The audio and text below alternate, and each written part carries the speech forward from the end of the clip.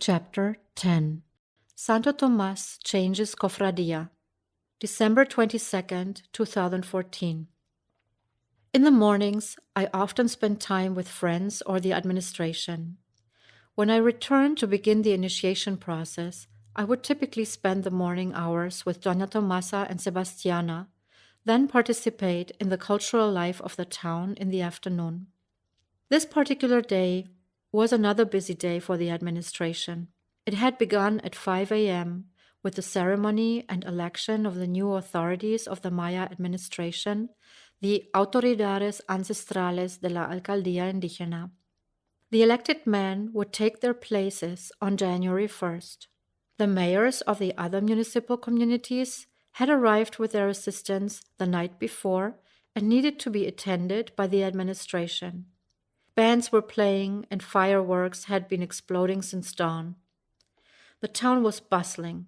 It was loud, crowded, and busy. Since 9 a.m., Don Tomás and his entourage were engaged in the change of the brotherhood of Santo Tomás.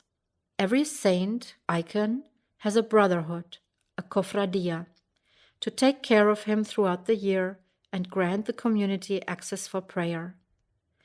With marimba, drum, and chirimia music playing through the incense-laden streets, Don Tomás led the first mayor of the new Santo Tomás Brotherhood, the honorable carriers of the icons, the local authorities of the 87 communities, and the shaman priests, dancers, musicians, invitees, and attending community in a circle around the market and town for an hour and a half until they arrived at the street down the hill to enter the Santo Tomás new home.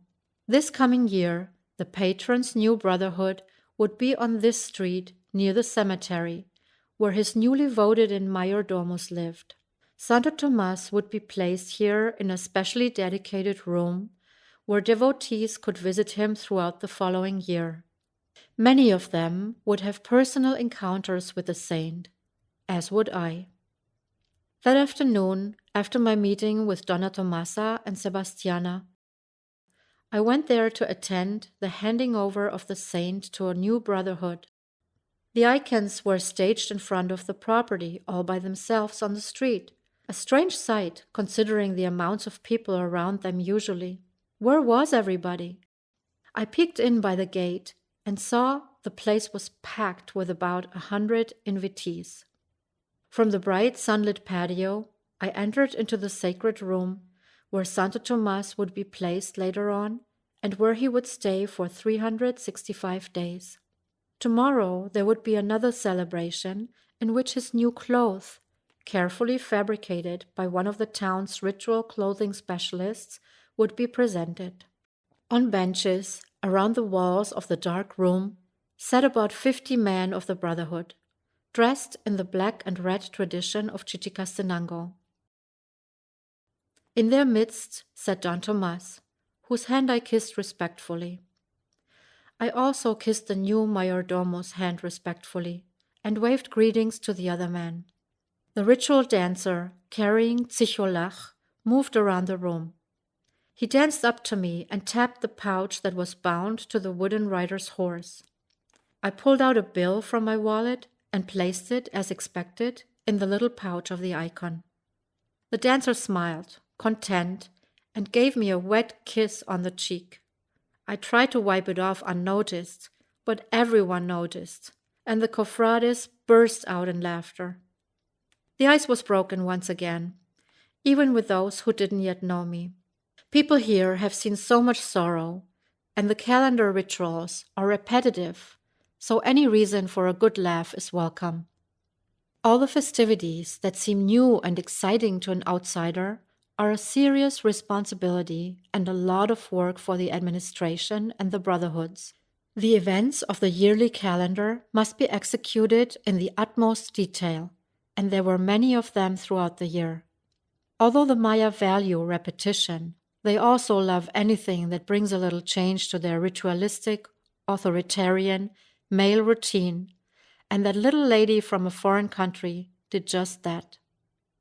Back on the patio, atole de jicara, the sacred hot corn beverage, also called posh, was served to everyone. The women had cooked it in large boilers and then brought it from the back of the house to the patio, where they poured it into small clay cups, which were passed from attendee to attendee until everyone had one. When the cup came to me, I swallowed the first sip and almost fainted. To this day, I still don't know if there were germs in it or if the beverage just had a strong spiritual effect on me. But I certainly felt immediately that I was part of the community and spirit.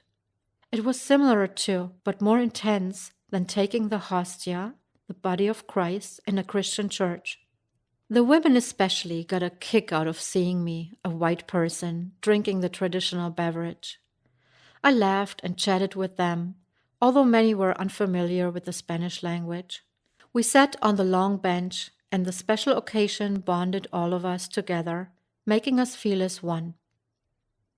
It was quite amazing that they had taken me in, considering that these people all had family members or friends who had been killed by white people in the recent past during the guerrilla war.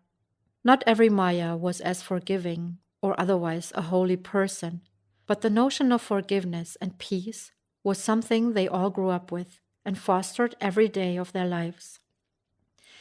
I was grateful of their warmth and open acceptance of me personally and in my role as, quote, ambassador, unquote, of the Euro-American culture. Though I had only that day left in Guatemala, I felt intrigued what my next visit to the country would bring.